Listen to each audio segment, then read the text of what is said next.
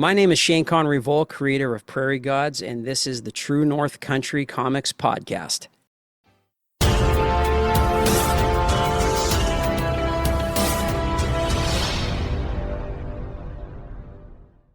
Welcome to the True North Country Comics Podcast, dedicated to promote Canadian comic book and graphic novel creators and supporters. I'm John Swinimer. On this episode, I chat with Shane Connery Volk about his new miniseries, Prairie Gods from Mad Cave Studios. Please like and subscribe to this website by hitting the subscribe button to be notified about new podcast interviews and article posts. This podcast is available wherever podcasts are enjoyed. Please like, follow, and subscribe. Based in Vancouver, British Columbia, Shane Connery Volk for the past 20 years has been and continues to be the lead singer and songwriter for Canadian rock band One Bad Son. Shane recently released his first solo track called Shiver, but by embracing the full spectrum of his art, Shane has embarked on a career as a professional comic book artist with his first series, the medieval noir Nottingham, with Florida publisher Mad Cave Studios. The 5-issue series has become a surprise hit, shattering all of the company's previous sales records, with each book receiving multiple printings. With the success of Nottingham, Shane continued his relationship with Mad Cave Studios to publish his first creator-owned series, Prairie Gods. In addition to art, Shane has written and colored all 5 issues. The first book, Prairie Gods Race the Devil, was released across North America last September, with the collected edition trade paperback being released this May. Prairie Gods has been compared to the intersection where the Twilight Zone meets Sin City.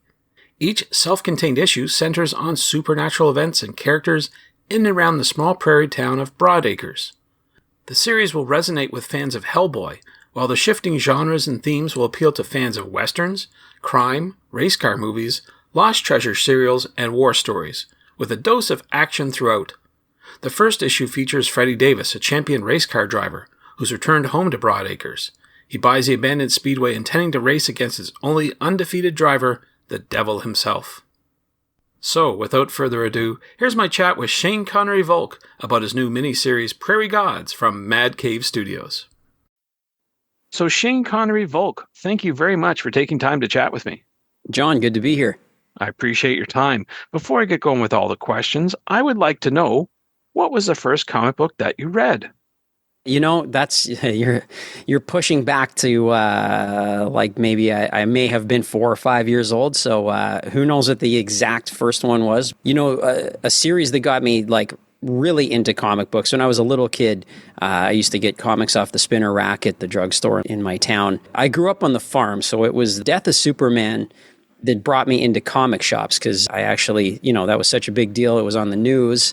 And that was the first time I learned that there were comic shops, and I found one in the city that my parents would take me to. So that was probably the first, like, you know, the first time I actually, like, read a series. But then after that, you know, it was like sky was the limit. So that's a big one to be your gateway into comic books. That's for sure. That's something else. Yeah. Wow. Yeah. That's cool reading those books growing up, but I'm wondering who or what inspires you to create today? You know, there's so many creators right now that I really love. You know, that era, the early 90s, I started with that Death of Superman series. But once I got into that comic shop, I was exposed to so much other stuff. And probably the first creator that I really like gravitated to on a major level was Todd McFarlane.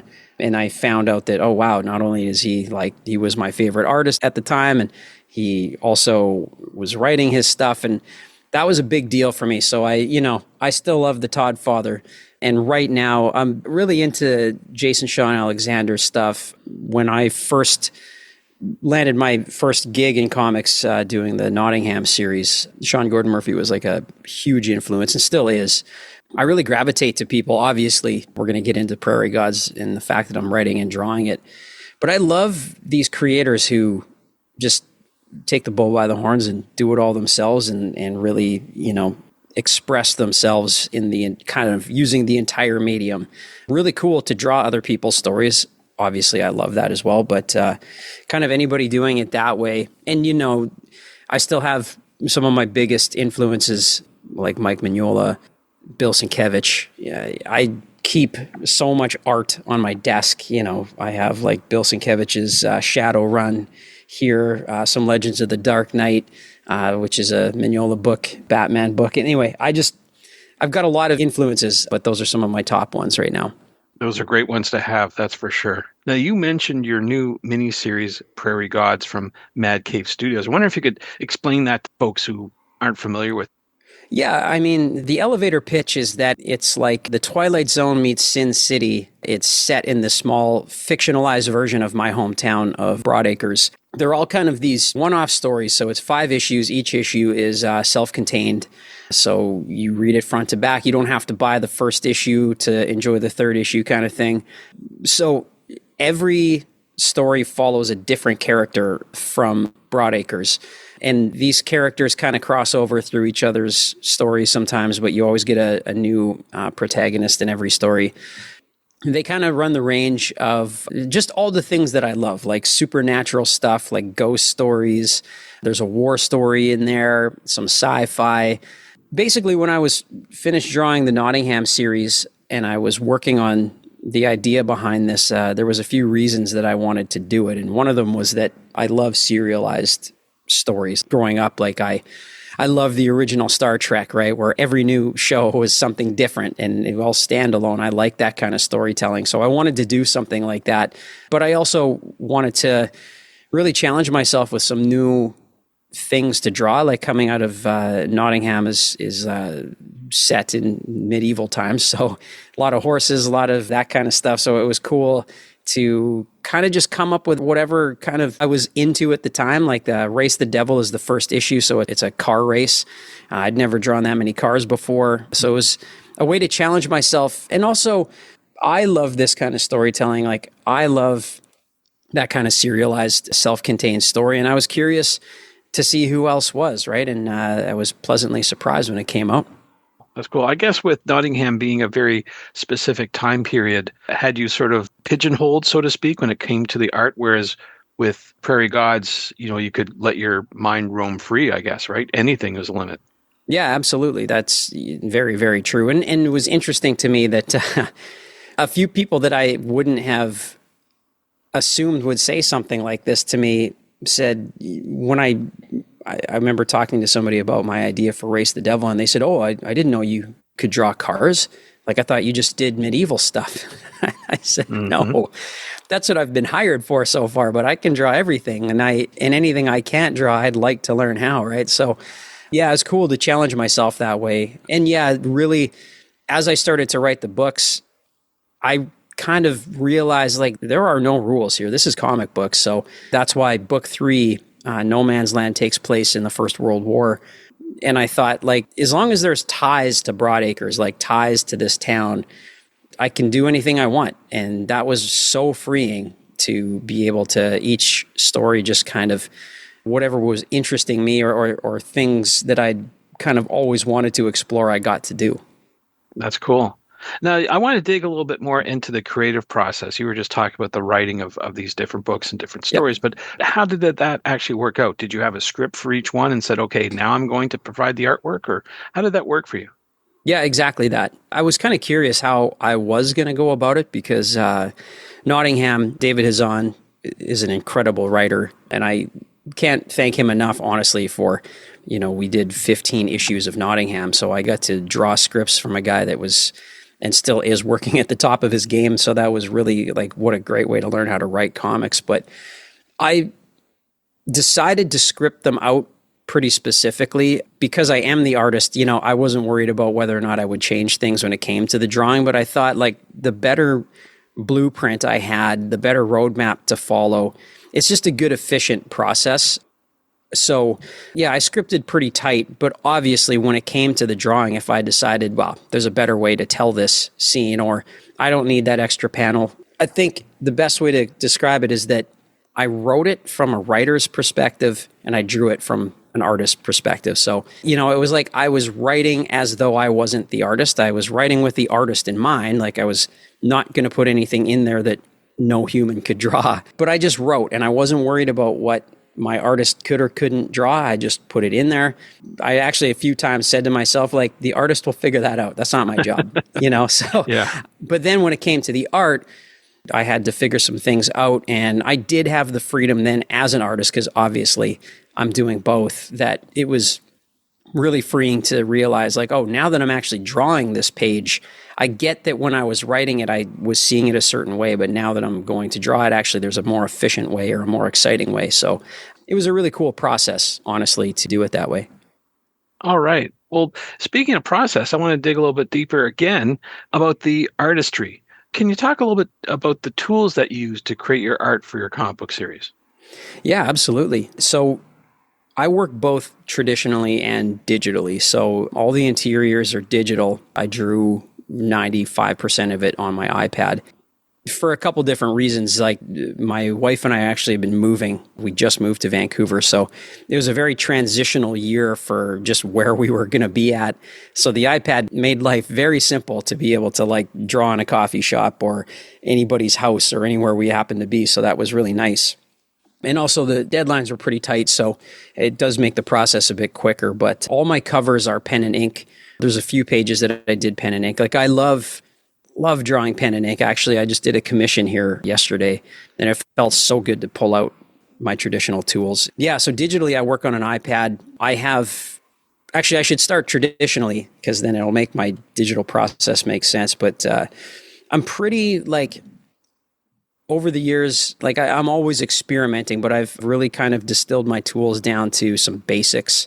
I don't use that much stuff. I have a brush that I use. I have a parallel pen that's like a calligraphy pen that I do a lot of inking with. So that, and just a lot of pens. I have just, very, very simple setup, and markers and that kind of thing.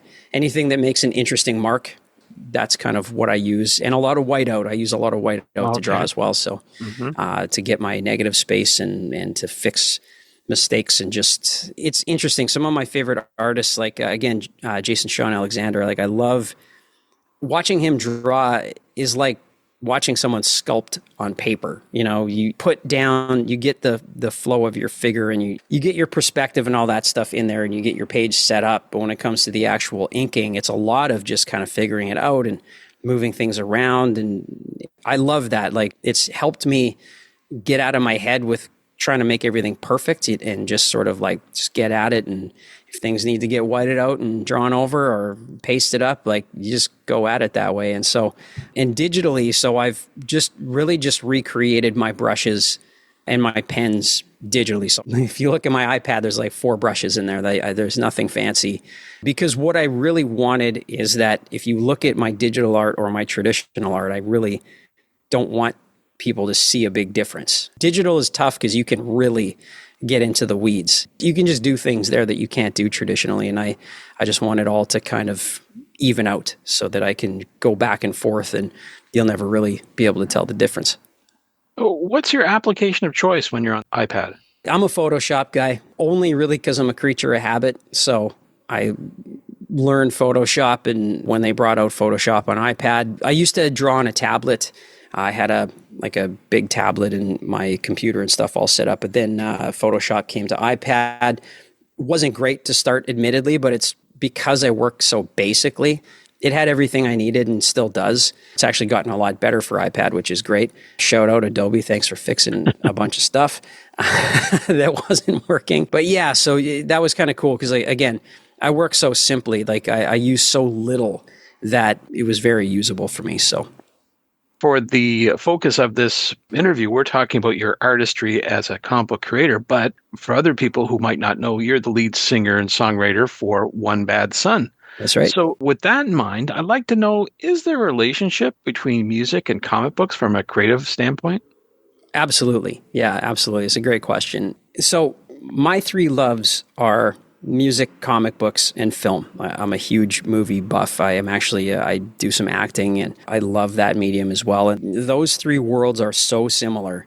It was actually very interesting coming from music, going into comic books. There was so much of it that was like, wow, this is just so familiar to me, just the way the whole thing kind of works. Because ultimately the process is the same, right? Like, whether you're writing a song or you're creating a comic book, you're taking an idea that doesn't exist. You're putting it into the real world, and then you kind of live and die on if it does well. While at the same time, you can't allow yourself to be at the whim of fans or people who aren't yet fans. Like, in other words, it matters if people like it, but you kind of can't care if they like it. Otherwise, once you start catering to what you think people want, that's the death of your art. And so that part of it with comics and music is very similar. Like, you put a thing out there and it's this passion project. You put your blood into it. You put so much work into it. It's taken me years to get to the point I am with art, writing, singing.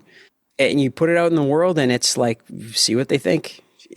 That's what it's all about. Yeah. Yeah. So coming from music, there was no mystery to me in what it's like to put something out in the world, let people judge it. And then, whether or not they like it, you just keep plugging along. And I take feedback very realistically. There's a difference between haters, and if a lot of people aren't liking a thing, if you can see some through lines, you're like, okay, there's something to take out of that.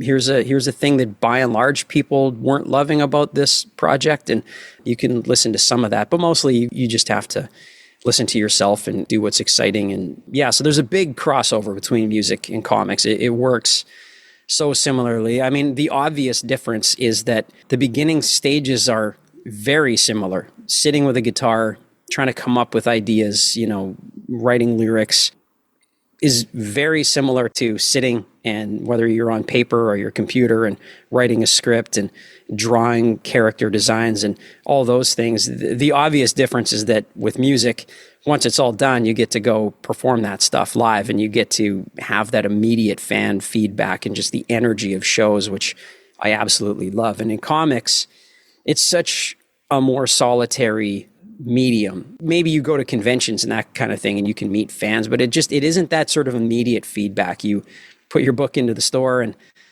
you go online and see if anybody's talking about it, or, it's very lonely in that way. And I think that's why I like doing both, because I like to live in both of those worlds.